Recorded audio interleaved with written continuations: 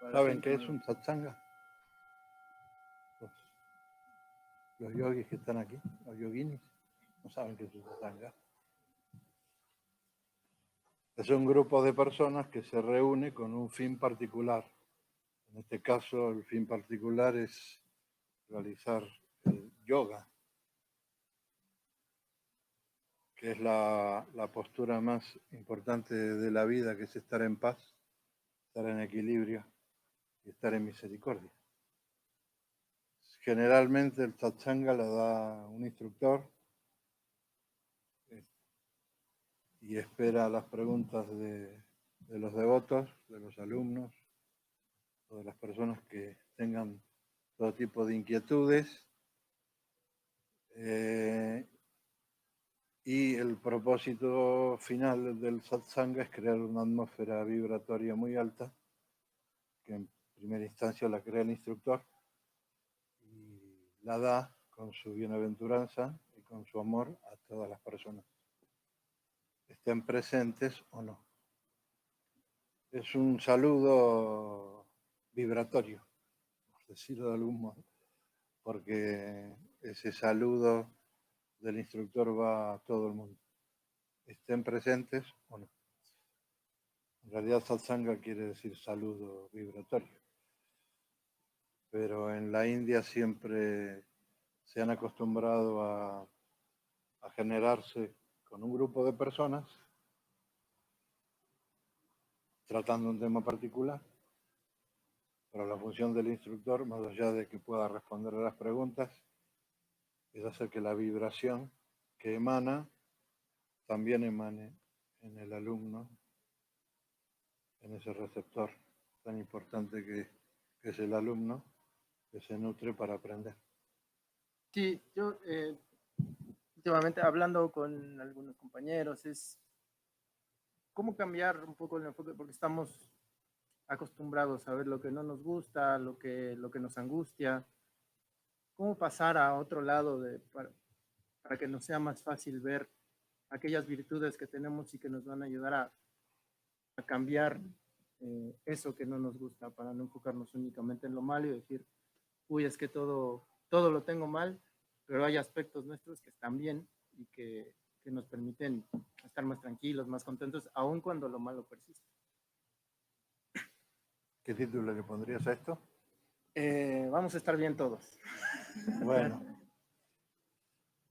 parecería que sí, el fin de todo ser humano es alcanzar la paz y la bienaventuranza.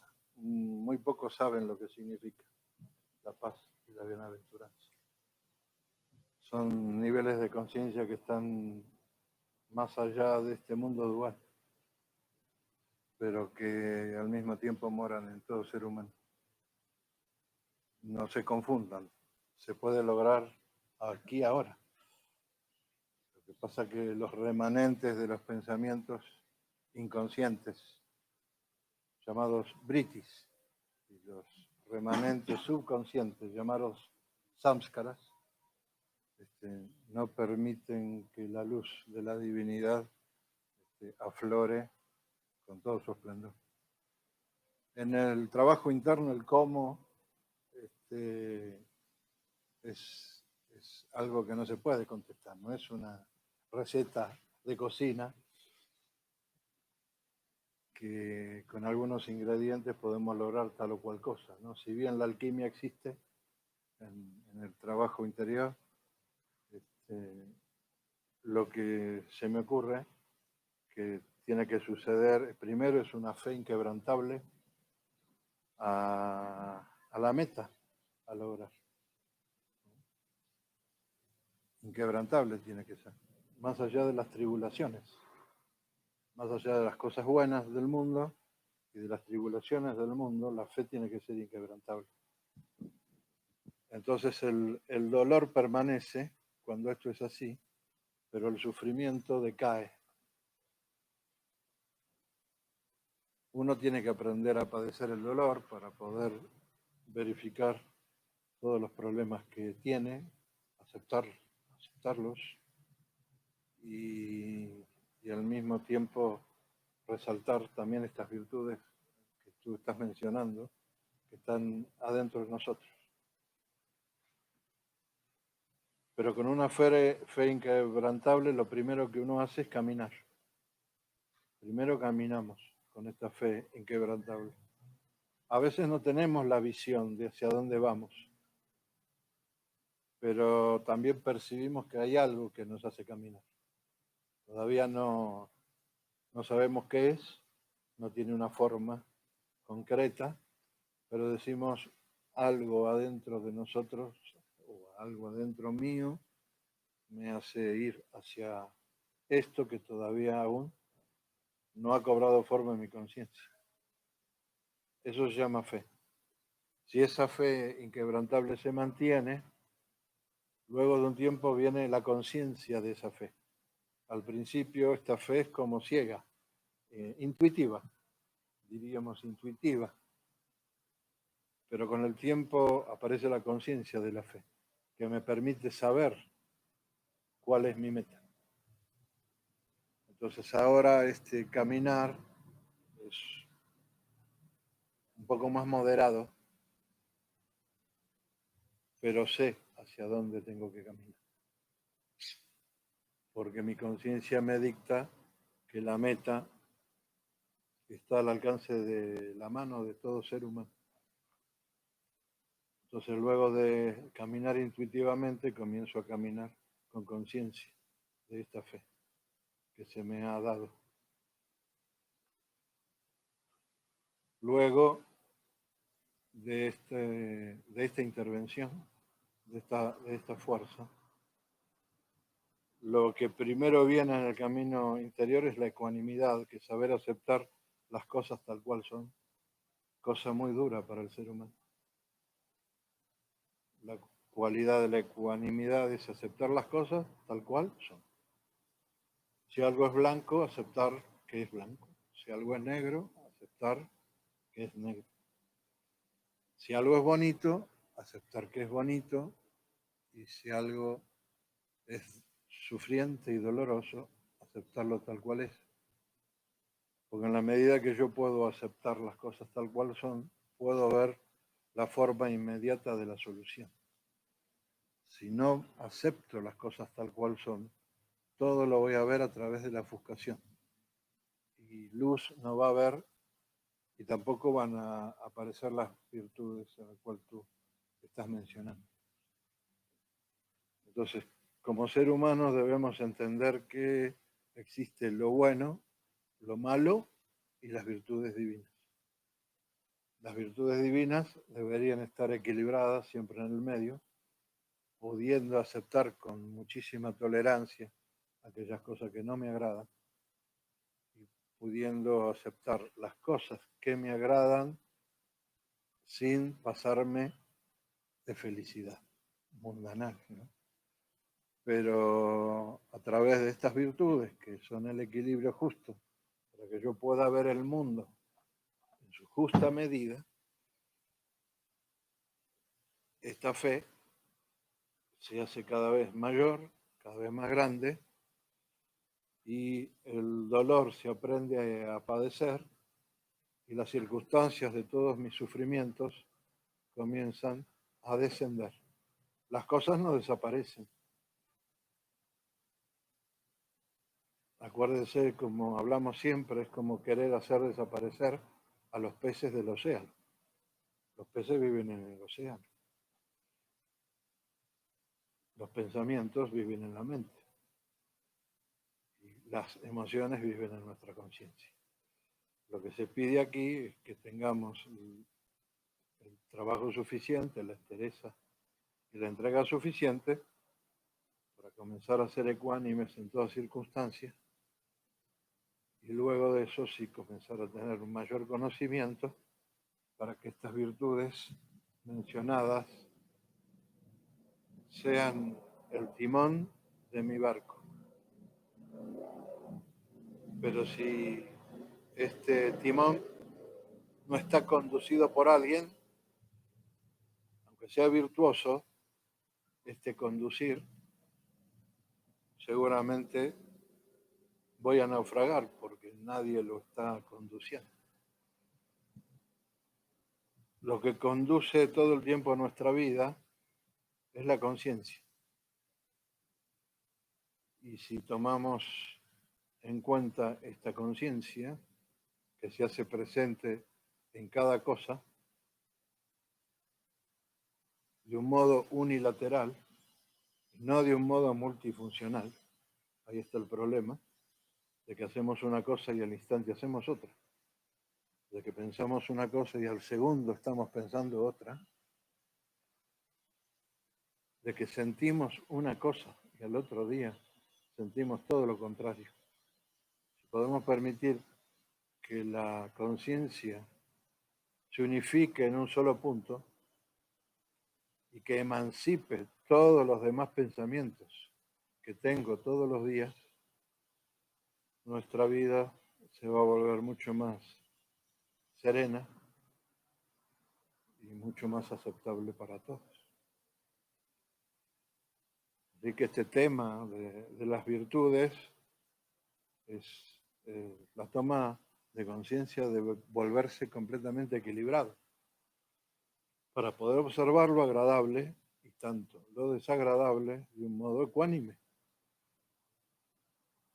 Pero si no asumo de que tengo virtudes, lo lindo lo voy a ver desde un aspecto de carencia. Como necesito algo bonito, como necesito ver lo agradable, me forzaré para inventar cosas agradables. Y si estoy en una etapa de desarrollo interior donde la fe es poca y la tristeza es mucha, me voy a esforzar para que esa tristeza se profundice mucho más. Pero en la medida que aparezcan estas virtudes cardinales, que son la valentía, el amor, la misericordia,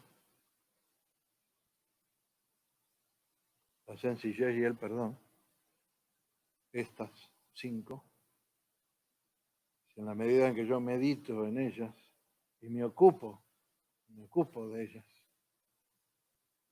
esta vida se va a volver más serena, más tranquila y más feliz. ¿El miedo es solo un personaje del ego? Si tú vas por una carretera, Mari Carmen, y hay mucha niebla, bueno, detienes el auto, ¿no? Y te pones en la banqueta y esperas. Y la niebla sigue ahí, pero tú te puedes bajar del auto y meterte en la niebla sin ningún tipo de problema. Puedes bailar en la niebla, dormir en la niebla, gritar en la niebla, llorar en la niebla, reírte en la niebla. En realidad, no hablo del miedo instintivo psicológico, de la reacción, ¿no? Hablo del miedo que se ha apoderado de nosotros. Ese miedo no existe. Es una gran fantasía del ego, la gran fantasía del ego, para no hacernos mover un dedo hacia la divinidad. Este miedo no existe. El instintivo sí, que se refugia en cuidar mi cuerpo, cuidar mi casa por un instante. Es una reacción psicológica. Pero este miedo ancestral, que hace que si yo observo bien, me doy cuenta que vivo por el miedo, es inexistente. Es una grandísima fantasía de este ego que todavía no ha madurado. Y si pudiéramos darnos cuenta cuando este temor aparece, lo que está atrás del temor, y concentrarnos en eso que está atrás del temor, ese temor desaparece. Porque como es una fantasía producida por el ego y no por nuestro ser, nos daremos cuenta inmediatamente que esta producción de nuestro miedo hace que esta vida sea también una fantasía. Entonces, cuando este miedo se convierte en una verdadera fantasía, todo lo que hago, todo lo que digo, todo lo que actúo, también se mueve en este circuito fantasioso. y que por supuesto en algún momento se nos mostrará lo que verdaderamente somos y el caos sobrevendrá, gracias a Dios. Cuando hablamos de miedo pensamos que estamos en caos y en verdad no estamos en caos. Estamos produciendo un acto fantasioso por temor, por carencia, por indiferencia, por malestar. Pero nuestro verdadero ser, tarde o temprano, nos va a mostrar lo que verdaderamente somos. Y cuando aparezca eso, el caos verdadero va a aparecer al mismo tiempo. Entonces, todo esto que estamos viviendo ahora es parte de nuestra imaginación, aunque parezca muy real. ¿Por qué se dice que este mundo es una ilusión? Si aquí se experimenta tal como una realidad tangible, ¿cuál es la definición de ilusión entonces? Entonces ya unimos eso que estás diciendo, ¿no? Con el tema del miedo también, ¿no? Sí. Pues aparigraja es una palabra que significa aquello que creo que es, pero no es. Miguel, bueno, le digo a ustedes la historia del monje que se metió a bañar devotamente en el Ganges, que es un río sagrado. Hizo sus oraciones, sus abluciones, con mucho amor, con mucha fe, con mucha entrega, todo. Uno desde afuera diría, qué espectacular, qué maravilloso. Pero cuando se dio vuelta, ya para salir, vio una serpiente. Se asustó. Bueno, ese temor instintivo está bien. Se asustó, pero luego regresó a cobijarse en el río, ¿no? Entonces después miró bien, y no era una serpiente, era una soga. Así vivimos, Miguel, creyendo una cosa que no es en este mundo. Siempre intentamos que las cosas sean hermosas, las cosas sean maravillosas, esplendorosas. Fantaseamos en que tal o cual cosa tiene que ser de este modo y no de otro. Pero cuando llegamos a ese punto, porque llegamos a ese punto, nos damos cuenta que era todo lo contrario. Y todo esto es producto de esta modalidad de creer que lo real es ilusorio y que lo ilusorio es verdadero, cuando es todo lo contrario. Únicamente la persona de conocimiento estable, es decir, que tiene una mente establecida en el ser, puede darse cuenta de lo que es ilusorio, de lo que es real y de lo que es verdadero. Pregunta, ¿cómo puedo sentir el Cristo vivo que mora en mí? Gabriela, si mora en mí, ya lo sentiste. Si mora en ti, ya lo sentiste. Si mora en él, ya lo sintió. Si mora en nosotros, ya lo sentimos. Entonces, ¿dónde está la verdadera pregunta? ¿Cuál es? Si en algún momento lo sentiste, siempre lo estás sintiendo. A veces de un modo más exagerado, a veces más sutil, pero siempre lo estás sintiendo. ¿Pero qué es el Cristo? A ver, pregúntame, yo te pregunto a ti, ¿crees qué es el Cristo vivo? ¿Qué es el Cristo? No me contesten. ¿Qué es? Mediten en eso. ¿Qué es el Cristo vivo que mora en todo corazón humano? Si tú quieres sentirlo, bueno, tendrás que meditar en Jesús seguramente. Pero si ya lo has sentido, no necesitas de la pregunta. Si ya entró en tu corazón, está siempre. Solo que uno quiere percibirlo todo desde nuestros sentidos ordinarios. Y existen también los sentidos extraordinarios. ¿Cuáles son los sentidos ordinarios? A ver. ¿Cuáles son? Olfato, Sí. tacto. Bueno. ¿Y los sentidos extraordinarios cuáles son?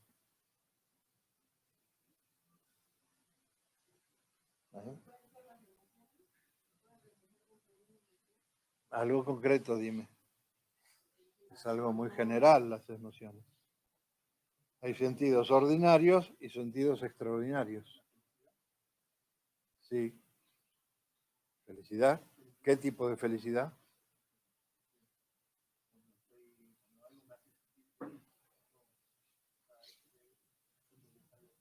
Sí, pero esa felicidad dura. Entonces es un pequeño contento. No es una felicidad que proviene de tu divinidad. Solo la felicidad se mantiene cuando proviene de nuestra divinidad. Por ejemplo, Ananda es un complemento para que todo esto florezca, para que estos sentidos florezcan. ¿Qué más? La paz también es un elemento para que nuestra vida todo el tiempo florezca. ¿Qué más sentidos extraordinarios hay?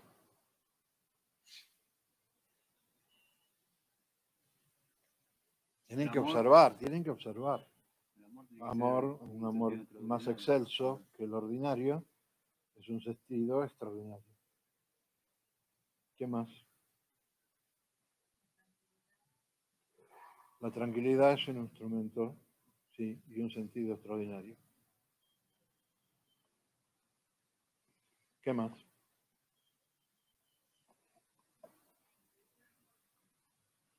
Es un sentido extraordinario, pero necesita de otras cosas, porque la intuición, como es ciega, no te hace ver las cosas como son, simplemente intuyes que algo va a suceder. Es un estado intermedio de algo extraordinario.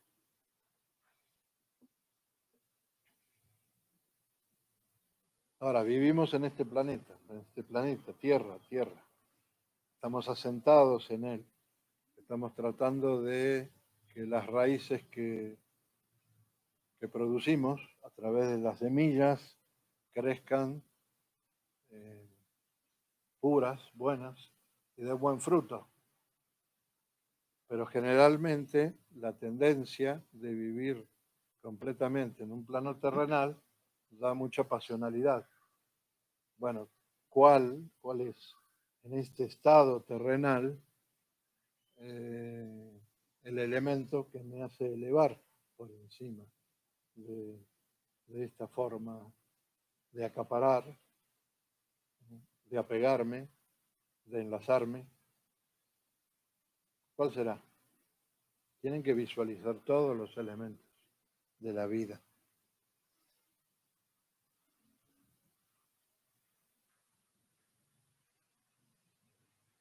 ¿Cuál será? Es una palabra que usa mucha gente, que a lo mejor no la usa muy bien, ¿no? Pero no, conciencia no. Todo tiene que ser conciencia, por supuesto, pero son herramientas que hacen que uno pueda vivir una vida más cercana al equilibrio. Sí, perdón. ¿Quién dijo algo? Meditar, pero está más allá de la... No, yo estoy hablando de cosas más simples. Pero más simple. ¿Por qué nos vamos a cosas? Hay que empezar desde cero. Estamos hablando del fruto que yo me como porque he plantado una semilla y ha crecido. Bueno, ¿cómo tiene que crecer esa semilla? Para que yo no me vuelva lujurioso, pasional, acaparador, posesivo. Esas son las señales de una persona que vive en la tierra, bien firme en la tierra. Si no echa raíces, entonces, ¿qué pasa? Todo se vuelve ¿qué? Muy efímero, muy contento. Armonía es la palabra, que hace que todo lo que está atado pueda desatarse. cuando lo que está atado se desata, todo se vuelve armónico, todo se vuelve plácido, todo se vuelve tranquilo. Está relacionado con sattva. Con sattva está relacionado, pero en el plano de la oscuridad, que es este plano terrenal, en principio, cuando no hay conocimiento, la armonía es necesaria. Es el punto Una fundamental. herramienta para trascender, digamos. Sí, es necesaria la armonía. Entonces, todos están armónicos. Sus instrumentos no desafinan. Bueno, acuérdense de esa palabra. En cada acto que realicen, fíjense si hay armonía en el acto que realicen. Pregunta, ¿qué respiraciones son recomendables para la práctica de Kundalini Kriya Yoga? ¿Y cómo las puedo agregar a mi práctica diaria? Bueno, primero hay que aprender a respirar. Las respiraciones son 4, ¿no? La diafragmática, la intercostal, la intraclavicular y la respiración yógica. O se llama completa, respiración completa, cuando tú puedes respirar de un modo, otra vez estamos hablando, armónico, desde aquí hasta aquí. A las mujeres les cuesta mucho respirar por el diafragma, porque esta parte la tienen muy desarrollada y entonces respiran de un modo intraclavicular casi automáticamente. Entonces tienen que aprender a respirar con el diafragma, que es un elemento muy, muy importante, y luego con el tiempo, tanto el diafragma como el tórax y como la parte intraclavicular se unirán. Eso es lo primero. Eso se llama respiración yógica cuando es ya completa y natural. Pero la respiración que yo aconsejo para Kundalini Kriya Yoga es Tama Pranayama. Tama Pranayama es aquella respiración que respiras muy lento, inspiras muy lento y no se te tiene que escuchar. Se llama respiración inaudible. Inhalas, no se te tiene que escuchar, y exhalas, y tampoco se te tiene que escuchar, respirando, inhalando por la nariz y respirando, exhalando por la nariz. Es la más recomendable. Después, más adelante, cuando uno trabaja el prana psíquico, los pasajes psíquicos, Nadi Sodhana es la que sigue, pero después de un rato. Entonces, sitio, Nunca forzar, nunca forzar. Estirando la respiración en los segundos, digamos, de inhalación y los segundos de exhalación. Sí, a mí lo que me importa es que, aunque sean pocos segundos, no se escuche la respiración. Eso es lo importante de Tama Pranayama, que no se escuche la respiración. Luego, con el tiempo, con la práctica, podemos acelerar o aumentar. Acelerar no, aumentar 1 segundo más, 2 segundos más y así sucesivamente. Ayuda específicamente al sistema nervioso. Pónganlo en práctica, aunque sea 5 minutos, después 10 minutos y así. Muy bien. Y luego Nadi Sodhana Pranayama, pero luego de mucho tiempo. Ahora no. Y Nadi Sodhana Pranayama tiene 4 etapas, así que tiene que ser con un instructor. ¿Cómo puedo enseñarle o demostrarle la existencia de Dios a un niño? Porque siento que es más un acto de fe. ¿Qué quieres enseñarle? Quiere enseñarle la existencia de Dios. Bueno, si tú ya sabes cuál es, no necesitarás forzarte a enseñar algo. El niño por naturaleza es un observador nato, entonces no necesitas sentarlo y decirle, oye niño, te voy a enseñar tal cosa. Naturalmente el niño va a aprender si en verdad lo que tú estás diciendo ya está contigo siempre. Pregunta, ¿nos puedes hablar sobre el principio niño vacío que mencionas en tu contemplación? ¿A qué te refieres con ese niño vacío?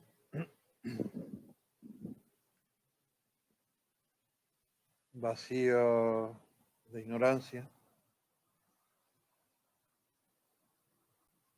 vacío de apego, vacío de egoísmo, vacío de atracción, vacío de repulsión. Lleno de valentía, de amor, de misericordia, de perdón, de sencillez. Si puedes profundizar en los hábitos como el fumar, el beber, la masturbación, etcétera, interfieren en algún modo en el camino espiritual. ¿Cómo y por qué? Si es que interfieren. Son hábitos humanos. No interfieren en el camino espiritual. Porque el camino espiritual no es el camino humano. Una mente humana no es una mente divina. Luego de un tiempo sí podremos dar con esa mente divina, con esa persona divina que mora dentro de nosotros. No interfiere siempre y cuando no exageremos las cosas, por supuesto, ¿no? Si es de vez en cuando no hay interferencia de nada, pero cuando uno utiliza ciertas cosas como un medio de vida, yo supongo que tienen que ver con carencias. Las carencias en el ser humano tienen un doble motivo. Es, de un modo introspectivo, llenarme de todo inmediatamente cuando tengo carencia de algo. Entonces me voy al alcohol para llenarlo, me voy a la droga, me voy a la lujuria, generalmente. Bueno, esto significa el arraigo, ¿no? Que hablábamos hace un rato.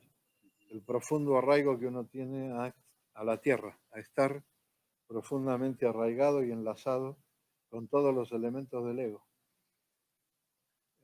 Pero cuando hay carencia, inmediatamente, en vez de revisar por qué, el ser humano normal inmediatamente lo quiere llenar con algo.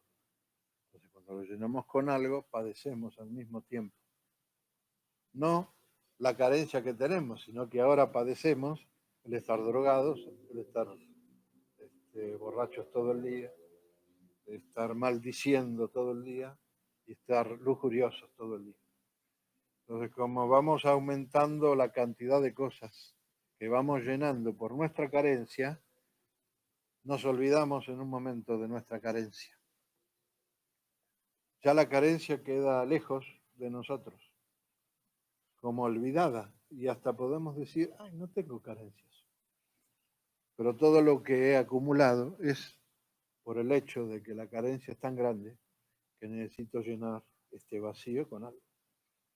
Y entonces uno se empieza a llenar de muchísimas cosas. Pero no interfiere, digamos. Al principio sí hay una interferencia porque ahora ya mi vida está llena de estas cosas y yo vivo por estas cosas. Lo que estoy diciendo es que si un día te tomas una copa de vino, eso no te interfiere en lo más mínimo en tu vida. No hay ningún tipo de problema. Yo lo que estoy hablando es cuando comienzan todos estos problemas porque la carencia es tan grande que la lleno con todos este tipo de cosas. Y ahora creo estar mejor y en verdad estoy cada día peor. Y va a suceder nuevamente lo que dije hace un rato, que en algún momento va a venir el momento de la ruptura, de que Dios nos va a decir, oye, ¿qué estás haciendo? Y ahí viene el verdadero caos. No es que cuando nos diga, oye, ¿qué estás haciendo? Ya empiezo a aletear como una mariposita. Ahí empieza el verdadero caos. porque lo que está sucediendo ahora, que me estoy viendo tal cual soy. Todo esto otro que estamos mencionando es parte de la acumulación de mi tristeza, de mi honda tristeza. Y de mi recurrencia por querer convivir con el ego todo el tiempo. De vivir de él. De que él sea mi jefe todo el tiempo. Entonces cuando viene el verdadero vacío, lo que uno intenta es llenarlo con algo. Y ahí sí todo lo que dice Viveka se convierte en un grandísimo problema. Sí, recién ahí. Dice que los pensamientos autoflagelantes hay que acompañarlos hasta la puerta de la casa y luego dejarlos ir. Eso has dicho tú en algún momento. Pero que debido a que existe un gran apego hacia esos pensamientos, ocurre que nos vamos con ellos y continuamos un ciclo de sufrimiento. La pregunta es, ¿nos puedes hablar de qué se trata este apego y nos puedes decir de qué se puede hacer para no quedar atrapado en ello? Así poder dejar ir a fin estos pensamientos destructivos. ¿Entendió? Bueno, sí. El apego es un lazo, es una soga bonita, hermosa, de plástico, puede ser, de yute también puede ser, no sé de qué otra materia, pero bonita al fin siempre, ¿no? Ese no es el problema es el nudo que le hacemos a la soga. Hacemos un nudo porque deseamos, el problema es el apego al placer. Ramón, todo radica en el placer. Todo radica en el placer. Tú me puedes decir, pero lo que yo viví no fue placentero. No, obviamente que no. Pero los kleyas en el yoga son todos lazos. Todos. Tanto la ignorancia, tanto el apego, tanto la atracción, tanto la repulsión, tanto el egoísmo. Son lazos que crean nudos en nuestra vida. Y cuanto más nudos creamos, el lazo deja de aparecer, porque está lleno de nudos. Entonces, ya no decimos ahí está el lazo. Ahora decimos, tengo un montón de nudos en mi vida. No tengo un lazo conductor que tiene un principio y tiene un final, que es la meta a la cual yo en un momento he percibido que era. Pero a través de estos kleyas en el yoga, que son las obstrucciones de nuestra vida, las he puesto en práctica de algún modo y se han instalado en mí, aunque yo no quiera a veces, por el tipo de estructura de personalidad que uno tiene, algunas de estas obstrucciones quedan más instaladas que otras. A veces aparecen algunas y como aparecen se van. Pero como hay una tendencia, tanto de lo bueno como de lo malo, hay algunas estructuras psicológicas que quedan aferradas a nuestra conciencia. Y difícilmente se pueden ir si no hago un trabajo muy profundo y si no tengo una entrega grandísima a mi meta. La meta no deja de irse. Doy el ejemplo otra vez, nuevamente vamos a dar siempre el mismo ejemplo, que yo voy por mi camino y ya sé cuál es mi meta. Y está como esta meta es mi naturaleza, siempre voy a saber cuál es la meta. Pero entonces voy caminando alegremente y de repente aparece un pajarito en mi conciencia así medio extraño, medio malvado, que me dice, voy a jugar un rato. Total, mi meta, ya sé cuál es. Y mi camino también ya sé cuál es. Entonces, como niño travieso, me voy por subcaminos, ¿no? Porque el camino tiene subcaminos. Como un niño travieso y miro para atrás a ver si Diosito no me ve. Me meto en otro caminito y juego un ratito. Pero mi conciencia es interesante, mi conciencia sigue estando en el camino y en la meta. Yo ya sé cuál es el camino y cuál es la meta. Entonces, generalmente uno juega un rato y después se cansa, ¿no? Bueno, ya me cansé. Voy a volver a mi camino, pero cuando me doy vuelta y quiero volver a mi camino, como yo soy un sembrador, sembré un superbosque gigantesco de este sentimiento juguetón de placer. Y entonces, ahora, ¿cómo hago para volver a mi camino? Yo ya sé cuál es, pero ¿cómo hago para volver? Ya hay un bosque acá. Bueno, eso es lo que hacemos los seres humanos. Dios es nuestra esencia. Esa esencia no la perdemos nunca. Ya sabemos cómo llegar a Él. Pero muchas veces existe también este ego juguetón que nos hace salirnos por un rato diciendo, no te preocupes si tú ya sabes cuál es el camino real. No hay problema. Ven conmigo a jugar un rato. Y jugamos y la pasamos bien, no hay ningún tipo de problema. El problema es que cuando nos damos vuelta, ahí está el bosque que hemos sembrado a través de este placer. Y ahora no podemos volver a nuestro lugar, aunque sepamos cuál es nuestro camino. Pero ahí aparece el instructor. Y siempre aparece algo, siempre. ayudarnos. Dios es misericordia pura, siempre va a aparecer algo. Ahí aparece, sí, aparece el instructor. Pero es tan grande la fuerza del ego, es tan grande la fuerza del ego, que lo único que vemos es el problema que tenemos. No vemos más allá del problema que tenemos. Entonces muchas veces uno puede decir, pero esta fe, ¿qué pasa con la fe de este hombre? ¿No está? Sí está. ¿Y qué pasa con la misericordia? ¿Se ha ido? No, no se ha ido a ningún lado. Solo que nos aferramos tanto a este mundo. Cuando yo quiero quitarme esto de encima, me estoy aferrando más al mundo. Es como la arena movediza. Si yo me muevo un segundo, me hundo. No hay que hacer nada, a veces no hay que hacer absolutamente nada. O sea, no hay ideas mágicas. Bodhisattva Gopal, hermoso, ya sabes lo que tienes que hacer. Piensa en Dios todo el tiempo. Quédate quietito. Y quédate quieto.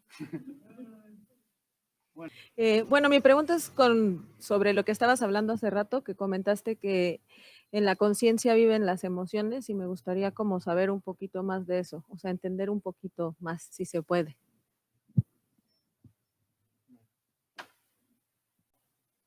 Bueno, estamos hablando también de algo que no vemos si no lo hacemos consciente. El mundo del inconsciente y del subconsciente. En el inconsciente moran las tendencias inherentes en el inconsciente. En este caso, las oleadas de pensamiento que van y vienen se llaman britis, que también son tendencias, todas son tendencias.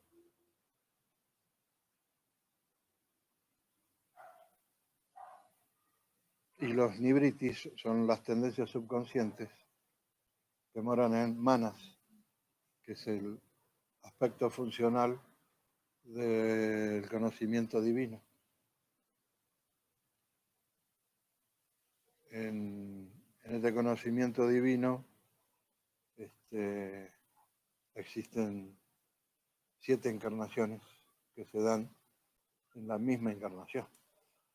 Cuando hablamos de encarnación, no estamos hablando de una persona que encarna y se vuelve un sabio, o una persona que encarna y se vuelve un ignorante. Estamos hablando del conocimiento de Dios que mora en el reservorio de nuestra conciencia, llamado manas. Y en manas se impregnan las tendencias inherentes de las emociones. Cuando estas tendencias inherentes se van purificando a través de una conciencia más pura, más abierta, más noble, el conocimiento divino florece. Es difícil explicar todo esto porque estamos hablando de un aspecto mucho más inconsciente. Podríamos decir que, por ejemplo, el chakra Muladhara, por ejemplo. El chakra Muladhara es el chakra de Chitta y Vritti, de las ondulaciones mentales.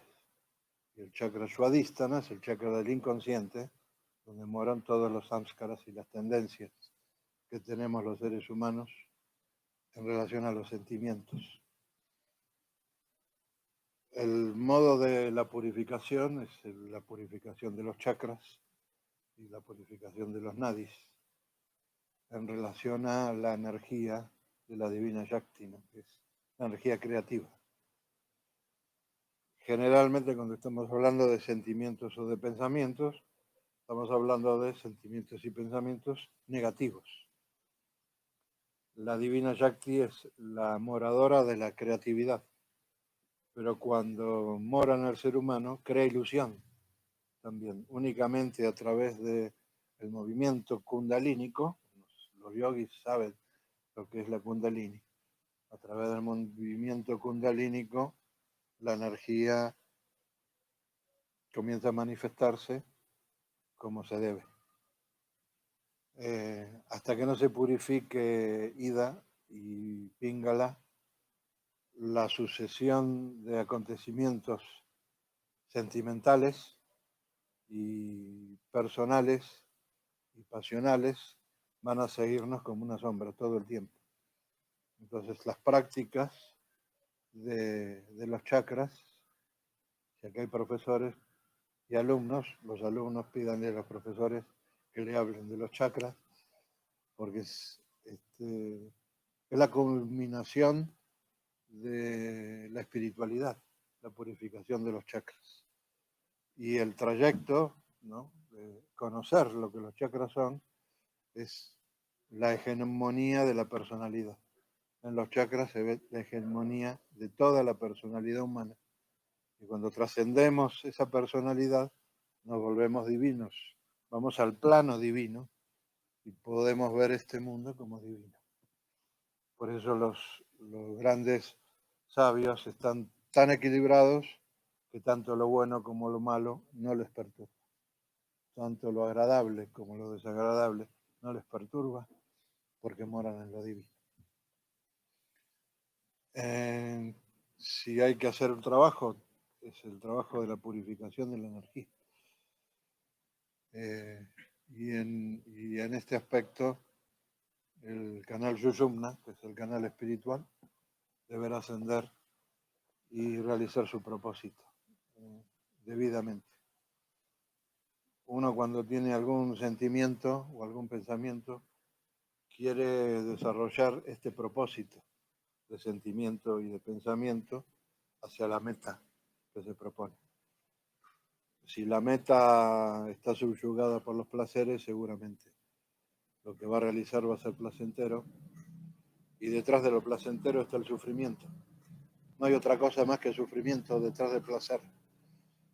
Pero si la participación del pensamiento y del sentimiento es por una causa justa, seguramente que cuando llegues a ese punto te vas a sentir satisfecha contigo mismo. Y no habrá sentimientos de sufrimiento, ni de tristeza, ni de ofuscación. Así que el camino interno, llámese yoga, o llámese como quieras llamarle, es un trabajo de investigación. No se puede decir A más B es C. Es un trabajo de investigación a partir de una tendencia inherente, que es esta personalidad, que muchas veces se subyuga, se emancipa y se vuelve cada vez más dura. Y otras veces, según estas tendencias, con las tendencias que hemos venido y como las crianzas que hemos tenido, se vuelve más mansa, más tranquila y más vulnerable y se puede traspasar más fácilmente. Pero es un trabajo de investigación con lo que le pasa a uno y con la forma de pensamiento que tiene uno y la forma de sentir que tiene uno. Eso no debe cambiar. Uno tiene una forma de acercarse al mundo y a Dios. Tiene una tendencia, una manera, que no es la misma manera que tiene el otro. Bueno, eso no lo tienes que cambiar. Lo que tienes que cambiar es la modulación. ¿Cómo modulas tú esta energía y creas un puente entre tu corazón y tu mente para que puedas pasar por ahí? Pero la tendencia que yo tengo no la quiten, no la cambien. Con esa tendencia van a llegar a Dios. Pero hay que crear este puente. Y el puente, vuelvo a decir, es la conciencia. Tenemos que ser completamente conscientes de nuestra meta y no apartarnos de ahí. Pregunta, al morir, ¿quién nos recibirá del otro lado? La Yajarín. Y con eso cerramos el El satsang taller. de hoy. No se necesita más. La euforia o pasarse de felicidad, como dijiste, ¿no es buena? Entiendo el punto de mantener el equilibrio, pero no me había planteado bajar la felicidad, aceptar agradable y desagradable. No sé quién lo pregunta, pero ahí está la pregunta hecha. No, no hay más felicidad o menos felicidad, ni más tristeza ni menos tristeza. Hay tristeza. Lo que estoy hablando es que cuando tú puedas dar con tu virtud cardinal, puedes ver las cosas con mayor ecuanimidad, sin que lo que estés viendo se nuble ante tu vista. La felicidad a la cual hablo es el placer, que nubla a todo ser humano. Y eso no es bueno. Póngalo en práctica y van a ver que a la vuelta de la esquina del placer está el hondo sufrimiento. Y cuando hay profundo sufrimiento durante mucho tiempo, el sufrimiento socava la tierra y crea un surco. Y en el fondo de ese surco está la oscuridad. Así que mucho cuidado con el sufrimiento. Por eso mucho cuidado con el placer. Siempre digo, el placer, claro que es engañoso, ¿no? Porque como es placentero, no nos ponemos a reflexionar de lo que está sucediendo. Solo lo vivimos de un modo placentero. Es engañoso, muy engañoso. Pero luego de eso caemos en un estado de oscuridad muy grande. Porque atrás del placer está el sufrimiento. Y nadie se salva del sufrimiento si está en placer. Nadie. Puede durar el placer un día, 2 días, 10 años, 20 años. Pero tarde o temprano, a todos los que están en placer les caerá el sufrimiento. Los quiero ver, cuando suceda eso. Digamos que es la otra cara de la misma moneda. Exactamente. O de ese subcamino que cuando vas a regresar está el bosque, ¿no? Sí, Te tienta el placer pero para sí, salir. pero eso es la otra cara de una misma moneda. Tú lo dijiste. Pregunta, ¿puedes explicar un poco más sobre qué es la conciencia de la forma? No tiene forma la conciencia, pero tiene luz la conciencia. Es lo mismo que el Cristo vivo. El Cristo vivo es la conciencia universal. Cuando el Cristo vivo comienza a emanciparse, lo que hace es iluminar toda la recámara interior de tu conciencia y de tu mente. Y cuando eso sucede, ves, recién ahí ves, sin fantasías, sin argumentos y sin hipocresía, todo lo que hay de un modo contundente. Pero como es la luz del Cristo vivo, en ese instante y solamente en ese instante no hay perturbación. Solo hay conocimiento de lo que estás viendo. E inmediatamente hay un cambio muy notable en la persona, muy notable. Entonces la conciencia y el Cristo vivo es exactamente lo mismo. Solo que la conciencia lo que hace es atribuir los fenómenos que observa como propios. Y cuando los observa como propios, lo que desemboca es en muchos. La conciencia cuando ve las cosas como propias, las desemboca como muchos. Pero cuando la conciencia ve las cosas como uno, todo se vuelve uno. Entonces lo que hay que lograr es que esta conciencia se enfoque en una sola cosa, para que todo lo demás se vuelva ese uno y se unifique. Ahora, este Cristo también es conciencia pura, pero mora en nuestro corazón o en el chakra del corazón. Pero cuando empieza esa planta a crecer, ilumina la recámara mental y la recámara de la conciencia. Pero en ese momento ya no hay ningún problema con lo que se está viendo. No se está viendo desde la dualidad, ya se está viendo desde la divinidad. Y entonces lo que veo me nutre para obtener el conocimiento necesario. Que puede ser dolor, pero sin el sufrimiento. El dolor se aprende a padecer. Pero ya con esa luz no sufre, digamos. No hay sufrimiento. No hay Se identificación. termina el sufrimiento. ¿Cómo con la intuición puedo tomar decisiones y cómo estaré segura si tomo la decisión o guía correcta? Pues no puedes estar segura. No puedes estar segura porque no ves, no tienes certeza. La intuición no es una certeza, es un algo que anda por ahí que te dice, "Ay, me parece que van a golpear la puerta en un rato". A lo mejor es un poder que está abierto, una puerta que está abierta, una puerta sensorial que está abierta y te permite saber algunas cosas. Yo lo que te diría es que únicamente la intuición la utilices para decir, tengo que ir por acá para poder desarrollar esta virtud y nada más. Como una fuerza de Sí, impulso. si no la vas a utilizar así, es mejor que la abandones. Todo poder yoico debe ser abandonado. Los famosos siddhis, ¿no? Los siddhis del yogi deben ser abandonados. Si utilizas algún poder, que sea porque Dios te lo indica, nada más. Pero no por tu propia voluntad. Pero la intuición es ciega, no puedes saber lo que pasa. Puedes intuir que algo está por suceder. Bueno, observa, ¿Está quédate relacionado quieta. con esa fe ciega también?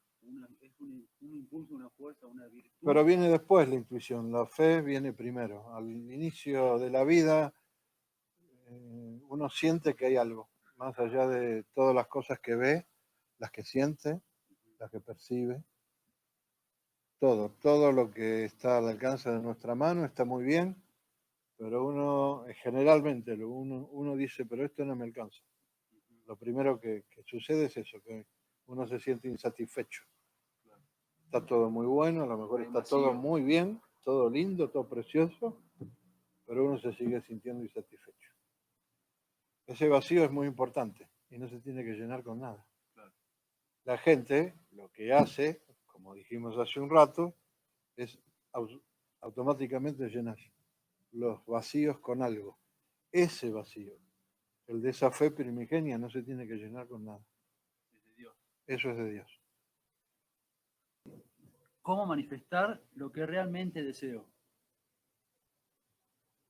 ¿Cómo? Siempre, la famosa palabra, ¿cómo? Si quieres manifestar algo, ¿qué es lo que te detiene a hacerlo?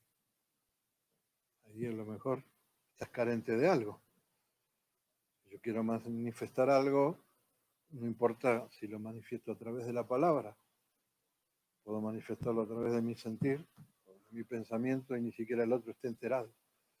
Pero lo importante es que yo pueda manifestar las cosas que tengo dentro, porque son parte de mi conocimiento. Ahora, cuando se trata del conocimiento de la proyección egótica, es mejor guardarse lo que uno tiene y tratar de trabajarlo para no dárselo a nuestro prójimo, porque mucho daño haremos a los demás. También está esta ambigüedad, ¿no? Que si llego a estar en mi centro, pudiendo ver esta manifestación, ¿no?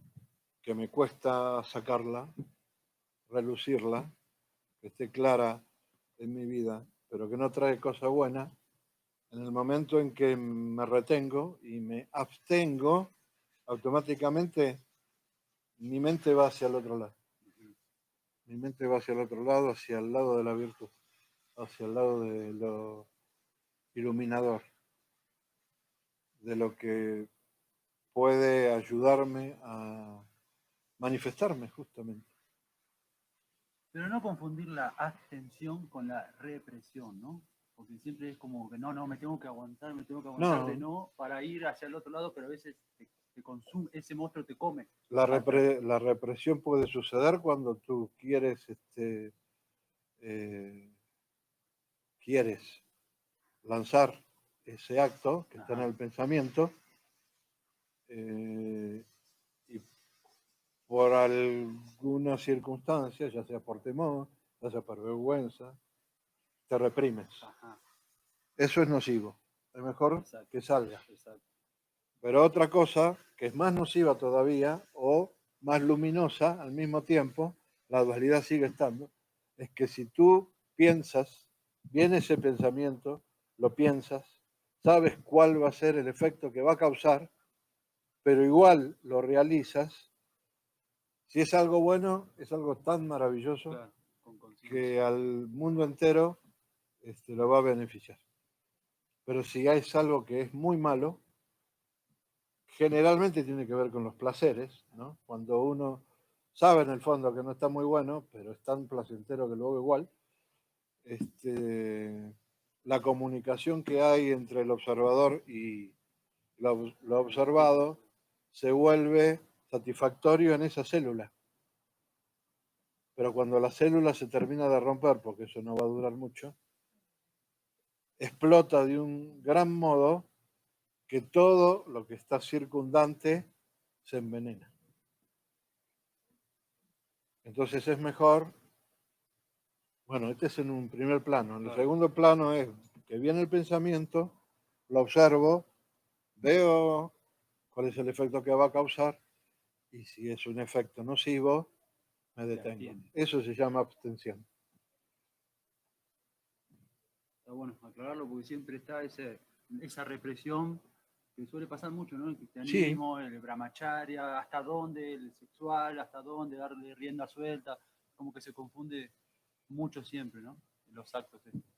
Uno a veces no sabe que el pensamiento que viene, si viene una carga placentera, va a ser nociva, por ejemplo. Porque ya dijimos que lo placentero muchas veces cuando se realiza en el acto, te engaña, es engañoso. No sabemos que atrás está el sufrimiento.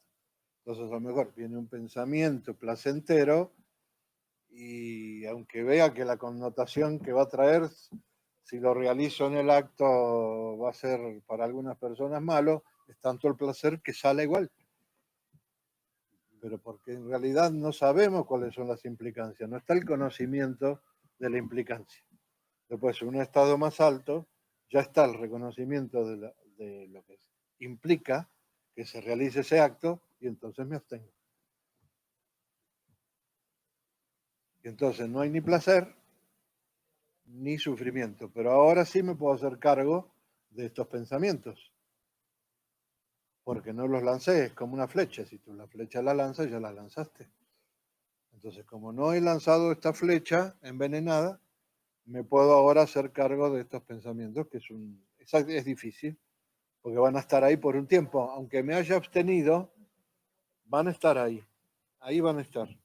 Pero tengo la posibilidad de ver en verdad el efecto que causan y discernir y reflexionar. Tengo una posibilidad. Una vez alcanzada la tranquilidad, ¿cómo lograr que permanezca por encima del estrés que nos genera este mundo? Bueno, ¿qué es el logro? ¿Qué es lograr algo? Siempre nos estamos manifestando a través de nuestra humanidad. Entonces, dentro de nuestra humanidad, sí, voy a tratar de hacerme esto de cocinar, voy a tratar de lograr la paz, voy a tratar de lograr la misericordia, voy a tratar de lograr la tranquilidad. Dentro del plano de la humanidad siempre está el hacedor, ¿no? Que intenta hacer algo. Lo importante es que cuando llegamos al plano divino te vas a dar cuenta que no tienes que hacer absolutamente nada y que la tranquilidad es aquella percepción que me permite ver con más claridad la meta. Al principio uno tiene una meta psicológica, ¿no? Una meta de ambición. Quiero llegar a Dios. Está bien, esa está bien, no está mal. Pero ya la otra, cuando estás cerca del plano sádvico, que es el plano de la bondad y la tranquilidad, te hace estar y permanecer más en ella porque la percepción de la divinidad es más certera. Entonces puedes permanecer más ahí. Aunque las otras dos modalidades, que son la pasionalidad y la ignorancia o la oscuridad, también estén, pero mucho más pequeños, en pequeña dosis. Así que bueno, lograr la serenidad. Puedes estar tranquilo, estable. Yo no digo que se esté tranquilo, se está estable. En algún momento la mente puede estar estable, pero con los distintos problemas que le suscitan al hombre y al ser humano en este mundo, hacen que esa estabilidad dure poco, ¿no? Se va corriendo de un extremo al otro, ¿no? De algo bonito a algo malito, de algo malito a algo bonito. No conocemos lo que es estar en el medio, no se conoce eso. Se conoce lo bueno y lo malo, lo lindo, lo feo, lo agradable, lo desagradable, lo alto, lo bajo. ¿Pero quién habla del término medio? Nadie. Bueno, en el trabajo interior van a tener que trabajar la ecuanimidad que los va a llevar al punto medio. Entonces el logro, en principio, no nos vayamos a la tranquilidad. El punto medio es que logres poder ser ecuánime estando en un estado de equilibrio. Todo lo demás sucederá, digamos, sin esfuerzo, porque si no el hacedor se manifiesta. El esfuerzo demasiado. es el empujón, nada más.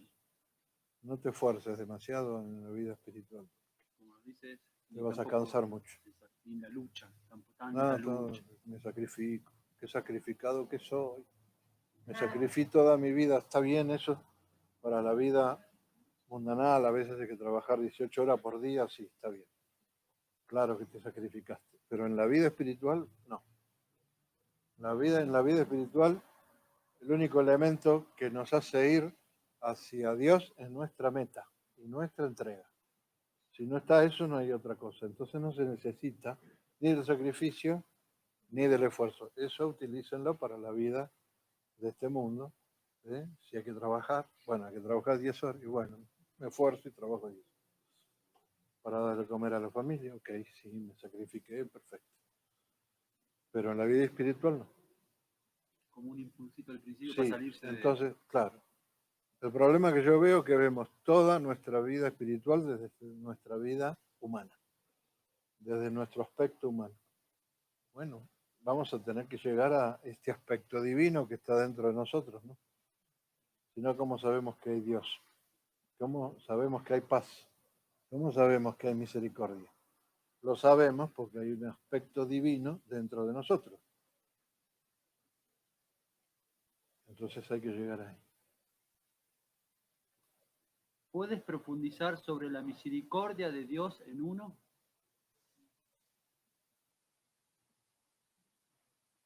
¿Qué es la misericordia? Pero la misericordia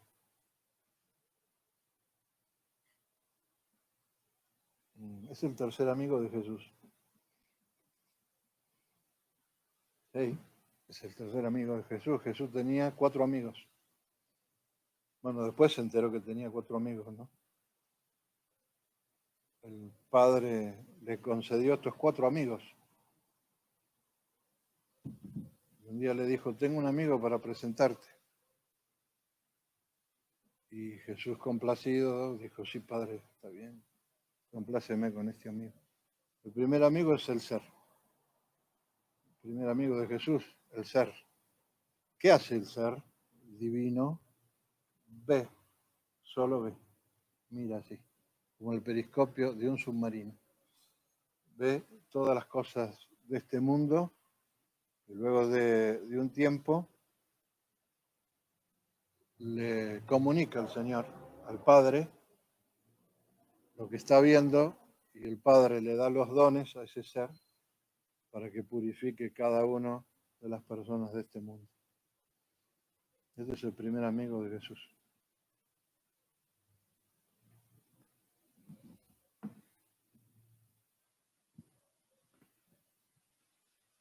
Y después vino otro amigo, este padre de Jesús llegó y le dijo, tengo otro amigo para darte, para que esté a tu lado, para que te ayude. Pero ya tengo uno, dijo Jesús, basta con más amigos. Pero este amigo es muy bueno, muy bueno este amigo.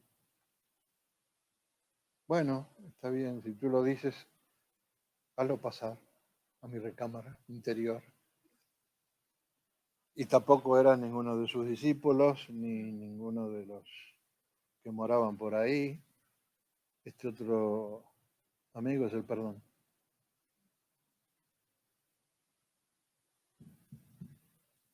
Visualicen, ¿eh? El perdón es este otro amigo. Y el Padre le confiere la enseñanza a Jesús de que no se puede amar si antes no perdonas. Eso fue lo que le dijo. Y este amigo, que puedes utilizar y desparramar por todo este universo material, puede ayudar a muchas personas. Y la verdad que sí, dijo Jesús, está muy bueno este amigo, muy fiel a este amigo. Pero para que este amigo no se torne duro, te voy a entregar a otro amigo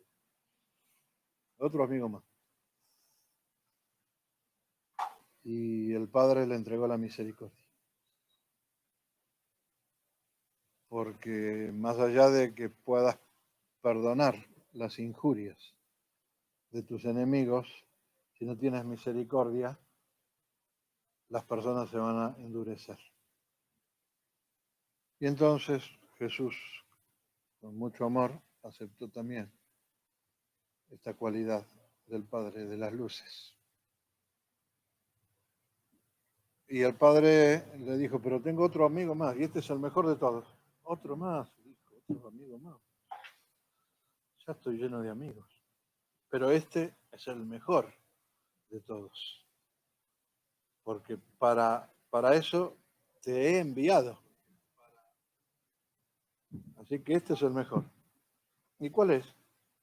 El mundo. Le dijo el Padre a Jesús.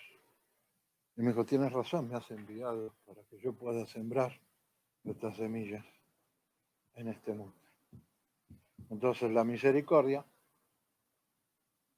es un emblema que pacifica todos los sentimientos y las emociones que hacen que una persona padezca en este mundo. Cuando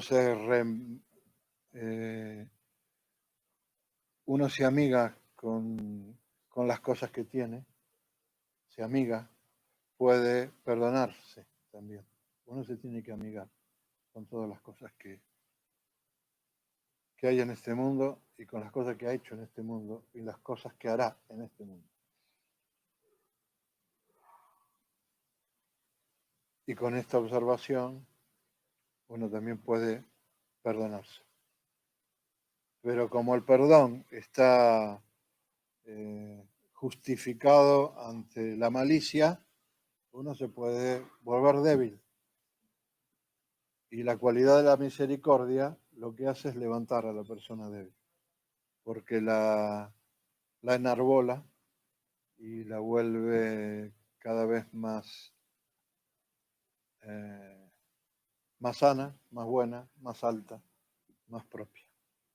De aquello que estaba en el lodo, hoy está en el cielo. Entonces, de haber estado en esta tierra, en un infierno, ahora esta tierra se ha convertido en el cielo.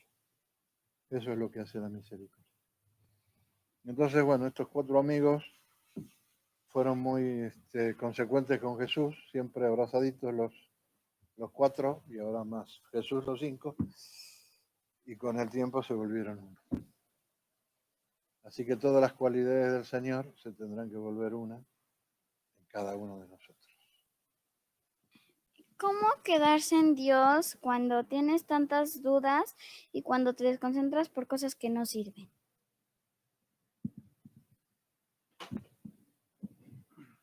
Bueno, no te puedes quedar mucho en Dios cuando estás desconcentrado, ¿no? Si estarías en Dios, estarías fundido en Él. Es como estar adentro del agua. Si estás adentro del agua, no estás seca, estás mojada. Bueno, cuando estás en Dios, estás llena de Él, ¿no? La cualidad se llama divinidad. Para llegar a Él hay que estar mayormente concentrado y tener buenos pensamientos, cosas que son carentes en este mundo. Pero tú eres una niña y puedes mirar adentro tuyo cuáles son los mejores pensamientos que tienes. Selecciona tus pensamientos y di, este es el mejor pensamiento que tengo. Y cuando veas que tienes ese mejor pensamiento, trata de ponerlo en práctica. Y así con el tiempo vas a poder mantenerte en Dios, sin problema. Es exactamente la sencillez y cómo volverse más sencillo. Bueno, la sencillez es aquella cualidad en la cual haces tu tarea y te olvidas de ella inmediatamente. La persona sencilla hace su servicio y después de terminado el servicio se olvida para siempre de él. La persona sencilla, en definitiva, es la que pasa desapercibida en este mundo. Y es el que sirve a Dios todo el tiempo, como una brizna de hierba. Si el viento sopla hacia la izquierda, la brizna, por la fuerza del viento, va hacia la izquierda. Y si sopla hacia la derecha, la brizna de hierba va hacia la derecha. Ya deja de tomar decisiones trascendentales, porque ya Dios toma las decisiones por uno. Y uno se vuelve sencillo como una brizna de hierba. Pero fundamentalmente, ¿qué pasa desapercibido? Es una persona sencilla. Pero no deja de trabajar. Trabaja como nadie. Una persona sencilla. Pero no se nota que está trabajando, porque pasa todo el tiempo desapercibido. Yo podría decir que eso es una persona sencilla. ¿Por qué Jesús, estando en la cruz, dijo, Dios mío, ¿por qué me has abandonado?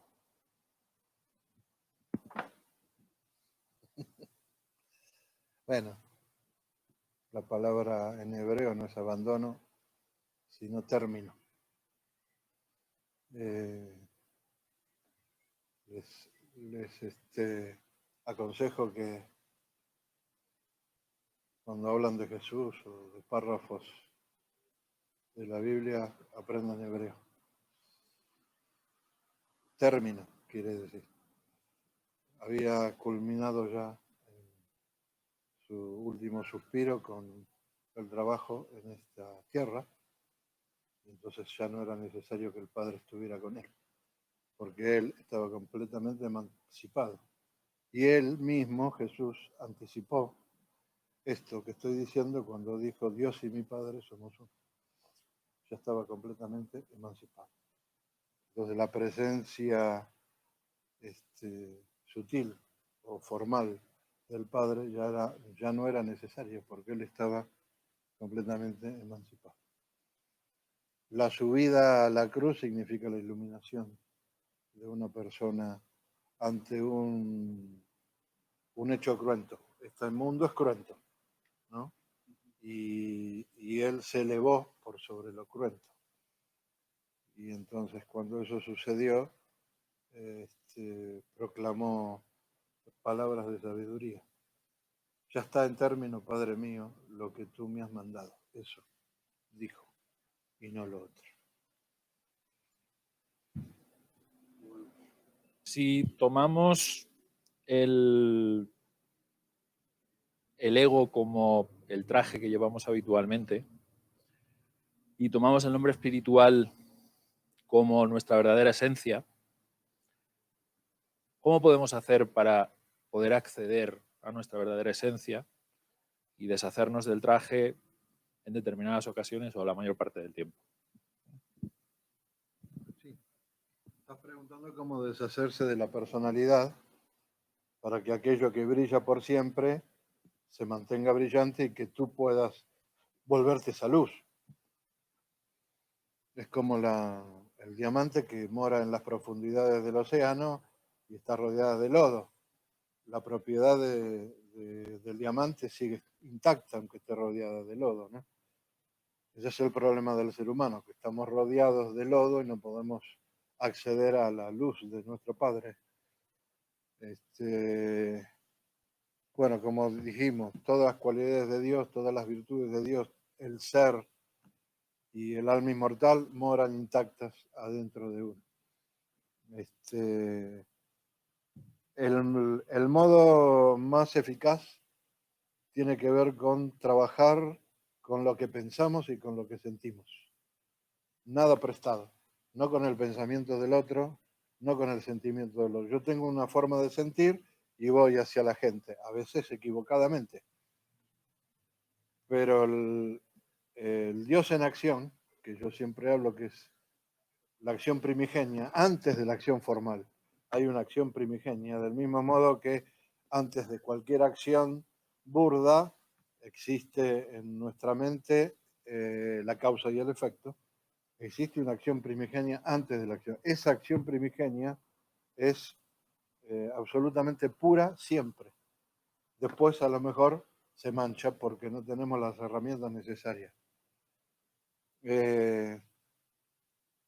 Si hablamos de las herramientas, la única herramienta eficaz es una fuerza de voluntad inquebrantable por la meta y la entrega a lo que Dios, que mora dentro de cada uno de nosotros, nos dicta. Después podemos nosotros distraernos y hacer subcaminos, ¿no? Pero ya sabemos lo que va a pasar. Lo mejor que nos puede suceder es que entremos en el peor de los pensamientos y en el peor de los sentimientos mientras realizamos nuestro camino hacia la meta y no ir hacia subcaminos. Mientras tú haces eso, nada te puede pasar, nada malo te puede pasar, porque lo único que estás haciendo es ir a la meta. El ser humano sufre porque se sale de su camino, creyendo que como lo conoce, porque es su arupa, su verdadera naturaleza, va a saber volver y después no sabe cómo volver. Entonces, lo mejor que le puede pasar a una persona es iniciar el camino y no importa si tiene los peores pensamientos o los peores sentimientos, lo importante es que no se salga del camino y que siempre se abstenga de la acción, porque cuando vienen esos sentimientos y no te abstienes de la acción es porque te metiste en un subcamino y nuevamente, como eres un sembrador, sembraste un nuevo bosque que luego difícilmente vas a poder derribar. Entonces, la entrega es importante para cualquier cosa, la entrega es importante, la fuerza de voluntad y un amor hacia la meta extraordinario. Nada más que eso. Y simplemente sentarse tranquilo y meditar sobre lo verdadero que hay en uno. No hay muchas recetas, no hay cosas extraordinarias, no hay... Se dan muchas técnicas, sí, pero el desarrollo más importante es que nos demos cuenta que Dios nos ha dotado de el poder del razonamiento, que se puede convertir en reflexión y en discernimiento. Ahí podemos llegar a un punto inicial y cuando llegamos a ese punto, lo que empieza a suceder es que cuando uno tiene la certeza, porque ya ha llegado a ese punto, empieza a regar la semilla del Cristo vivo. Recién ahí comienzas a sembrar la semilla del Cristo vivo y con el tiempo ese Cristo vivo ilumina nuestra recámara interior.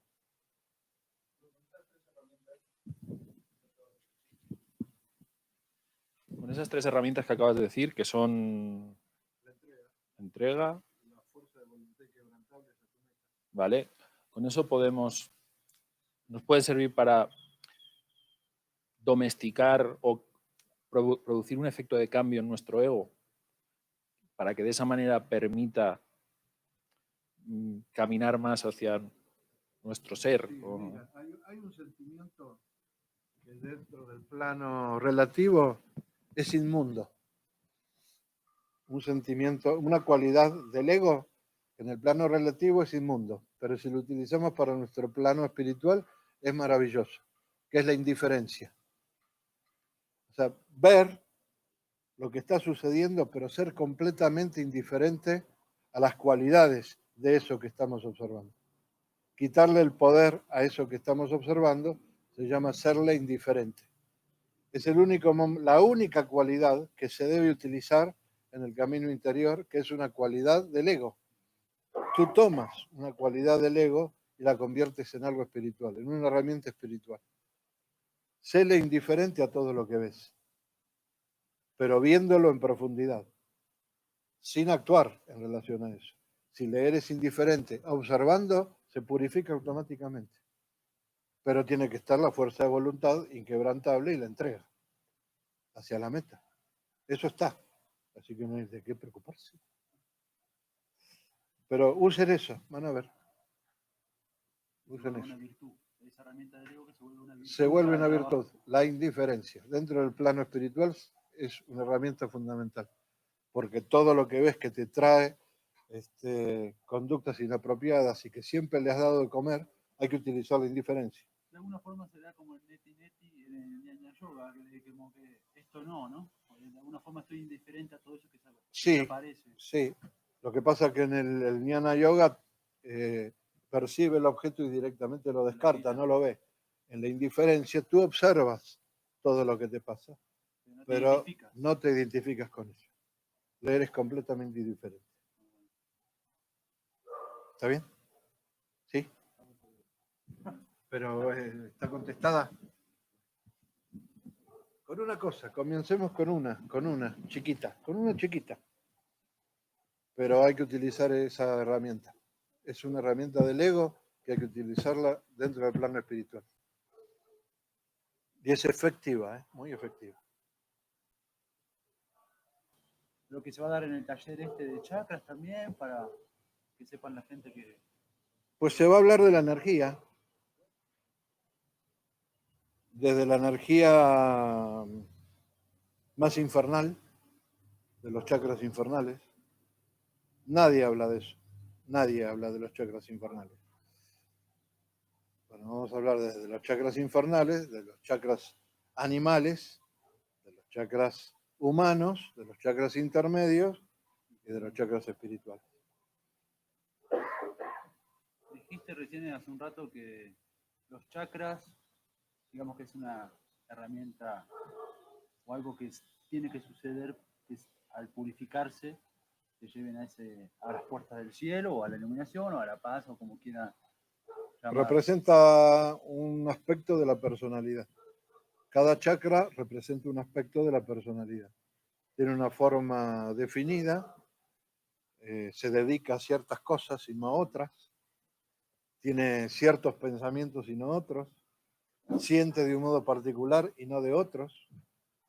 Bueno, de eso vamos a hablar, de la personalidad. En verdad es un taller o seminario que se va a dedicar a hablar de la personalidad y cómo empezar a purificarla un poquito y a ser consciente. A trascender esta personalidad sí. Por medio de esos chakras. Y muchos se van a sorprender porque, bueno, vamos a hablar de muchísimas cosas que van a decir, uy, yo también lo pensé. El chakra del inframundo, uno hace así siempre. Bueno, yo no quiero hacer así. Yo quiero hablar de todos los chakras. Nadie habla de los chakras del inframundo.